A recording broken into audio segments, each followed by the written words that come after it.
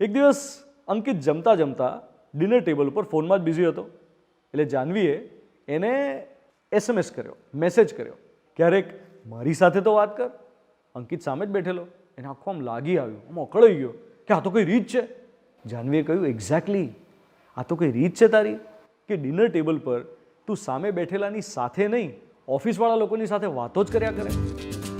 2 minute with Dwanit, 2 minute with Dwanit, રેડિયોથી સીધો તમારી સ્ક્રીનમાં, વાતો મીઠી કરશે 2 મિનિટમાં. 2 minute with Dwanit, 2 minute with Dwanit. ચલો આજે એક કપલની વાત કરીએ. આપણા દેશનો એક બહુ મોટો પ્રોબ્લેમ છે. મોટાભાગના લોકોને કપલ્સના જે ઇશ્યુઝ હોય ને એના સોલ્યુશન જાણવામાં બહુ રસ પડતો હોય. મારી પાસે કોઈ સોલ્યુશન નથી, માત્ર એક ઓબ્ઝર્વેશન કરી રહ્યો છું. અંકિત અને જાહ્નવી બંનેના લગ્ન થયા ત્યારે તો બંને આખો દિવસ એકબીજામાં મગ્ન રહેતા. નવા લગ્ન હતા, સવાર સાંજ દિવસ રાત બસ અંકિત જાહ્નવીના વિચારોમાં જ રચ્યો પચ્યો રહે અને જાહ્નવીને અંકિત વગર એક સેકન્ડ ચાલે નહીં.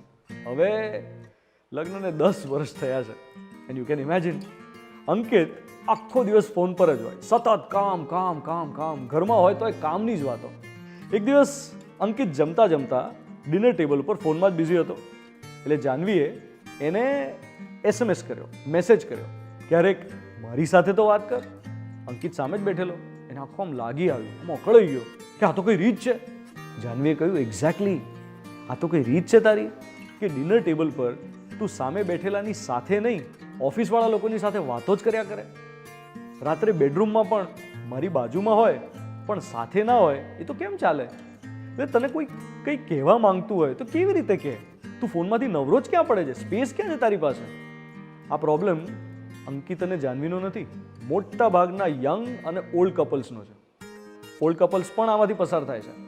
જ્યારે માણસ કરતાં મશીનનું મહત્વ વધી જાય ને ત્યારે આવું જ થાય. પહેલાં કેવું હતું? ટીવી ખાલી ડ્રોઈંગ રૂમમાં જ હતું, પછી બધા રૂમમાં ગયું, લેપટોપ બેડરૂમ સુધી આવ્યું અને હવે મોબાઈલ બેડ સુધી પહોંચ્યો છે. તો એ તો વિલન જ થયો ને. મિલનની જગ્યાએ વિલનને આવવા દો તો લાઈફ બરબાદ.